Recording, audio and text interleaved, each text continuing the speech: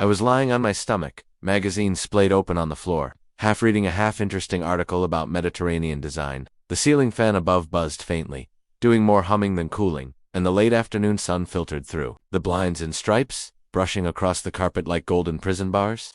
My room had become a sanctuary of sorts, quiet, private, and safe from the noise of the world. I didn't expect anyone.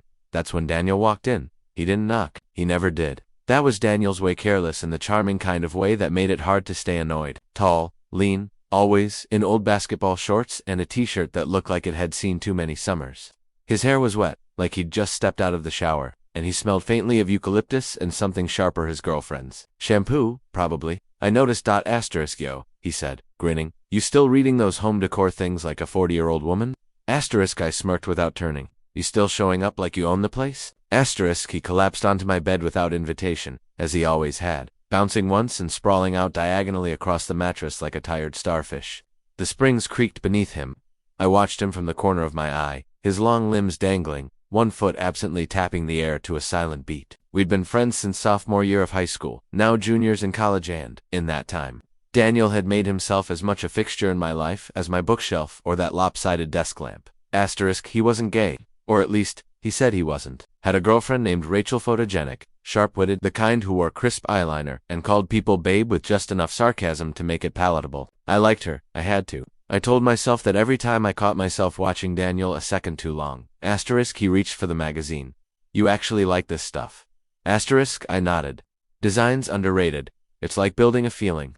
Asterisk, Daniel glanced at me sideways, head tilted. Huh, never thought of it that way?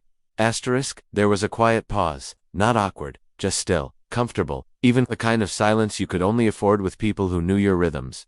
Outside, a dog barked in the distance. I shifted, rolled, onto my back, and let the magazine fall closed. Asterisk, you ever think about how weird it is, he said suddenly, that we can be friends for years, and not really talk about anything real? That caught me off guard. We talk, I said cautiously. Asterisk, sure, he shrugged. About games, parties, school, but not the stuff that matters. Asterisk, I turned to look at him. He wasn't smiling. His eyes were on the ceiling, brows slightly furrowed, fingers picking at a loose thread on my pillow. Asterisk, like what? Asterisk, like what? Asterisk, he hesitated. I dunno. Stuff. Life doubts. Shit that makes you feel things. That silence came back, but this time, it was heavier. Daniel had never spoken like that. Not in all our years of late-night hangouts or accidental sleepovers or long drives filled with stupid playlists. Something had shifted in the room, or maybe something had always been shifting, and I'd just ignored it. I didn't ask him what he meant. I was afraid of the answer. Asterisk, instead, I said, you want to stay for dinner later? Asterisk, he turned his head slowly toward me, the ghost of a smile pulling at the corner of his mouth. Depends. You cooking? Asterisk, I was thinking leftovers. Asterisk, ah, he said. Classic. Asterisk, we both laughed, a little too hard, like we were trying to shake something off, but it didn't go. The air still felt different, dense, charged. Asterisk, he stayed there on the bed, and I stayed on the floor, but now we were both quiet, breathing in rhythm without knowing it. The magazine lay abandoned between us like an unopened letter. Daniel's fingers stopped twitching. My heart didn't. That's when he said it, almost absent-mindedly. Do you ever wish people saw you the way you really are?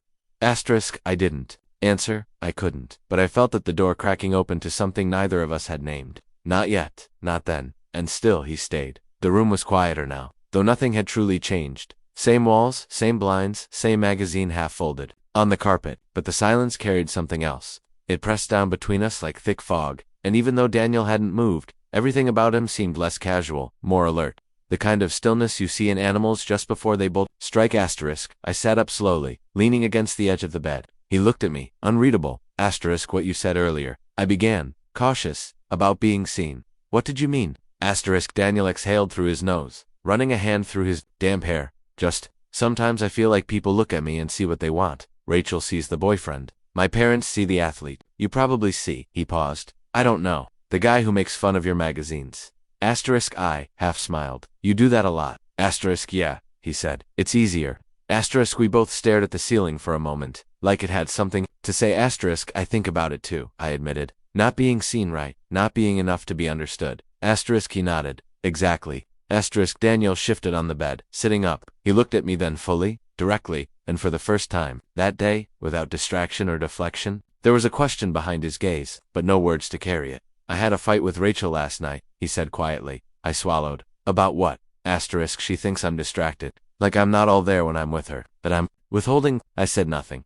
She's not wrong, he added. Asterisk, we sat like that for another long moment, both of us aware of something stirring just beneath the surface. Neither of us wanted to name it, but it was there, real, breathing, waiting. And Daniel, for all his reckless ease, looked terrified. Not of me, not even of what he was about to do, but of what it would mean if he did.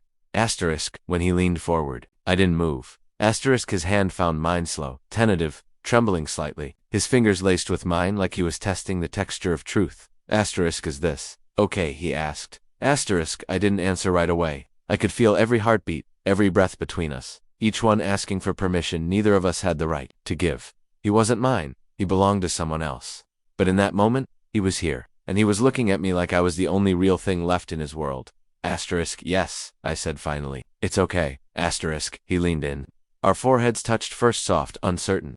Then his lips found mine, hesitant, then firmer as the dam cracked open. It wasn't fireworks. It wasn't some cinematic surge of violins and glory. It was quiet, human, aching, the kiss of someone lost, and someone else who'd been waiting too long. Asterisk, his hands moved to my jaw, my neck, like he needed to memorize the geography of me, as if that could explain something to him. I kissed him back, unsure if I was holding him or breaking him. Asterisk, and still, I felt the wrongness coil beneath the tenderness. Rachel's name hovered in the shadows, the promises he'd made, the lines we were erasing. Asterisk, but Daniel didn't stop, and neither did I. We pulled apart eventually, breathless and stunned. He didn't look at me right away. That wasn't supposed to happen. No, I agreed, but I wanted it to. Asterisk, and there it was, the truth, spoken aloud and suspended in the air like smoke. Asterisk, I looked down at our hands, still tangled together. What now? Asterisk, he shook his head slowly. I don't know. Asterisk, the silence returned, but this time it was different. It wasn't the comfortable quiet of friendship or the heavy quiet of longing. It was the silence of something irreversible. Asterisk, he let go of my hand and lay back down,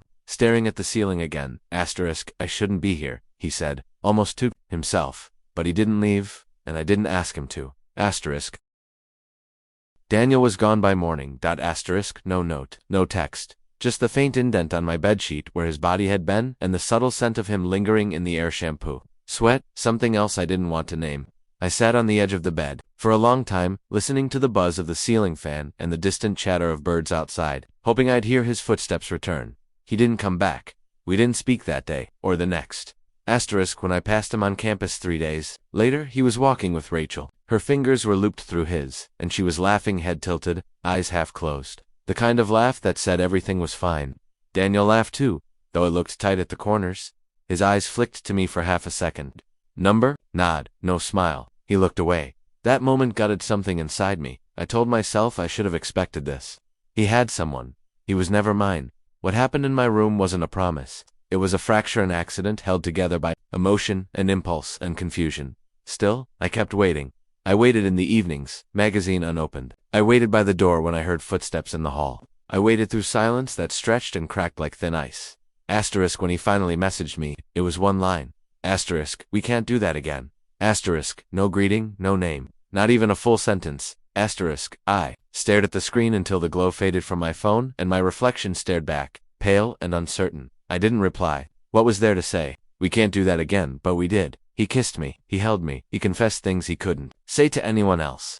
And for a few breathless moments, I believed it meant something, that I wasn't just a mistake, but maybe that's all I was. Guilt became my shadow. It followed me into every room, curled in bed beside me, sat with me in lecture halls, whispered when I tried to sleep. I kept seeing Rachel's face, unaware, anchored to a loyalty she didn't know had been fractured behind a closed door. Asterisk, and then there was Daniel, still in my classes, still moving through the same spaces, but he was changed, less present. He answered questions without really hearing them. He smiled only when she looked, and when our eyes met across the library one afternoon, he blinked like it hurt. One night, he came by again. No warning, no knock, just the soft click of the door behind him. Asterisk, I didn't move from the desk. You shouldn't be here. Asterisk, I know. Asterisk, I know. Asterisk, he stood by the door, hands stuffed in his jacket pockets, shoulders hunched like someone expecting to be hit. I just needed to see you. Asterisk, why? Asterisk, Daniel looked at me with red-rimmed eyes. Because I can't stop thinking about it. About you. Asterisk, then why are you still with her? Asterisk, he flinched. Because I don't know who I am without her. Asterisk, and what does that make me? I asked, voice flat. A distraction. Asterisk, no, he said quickly. You felt real. Like the only real thing I've touched in months. Asterisk, I stood, slowly.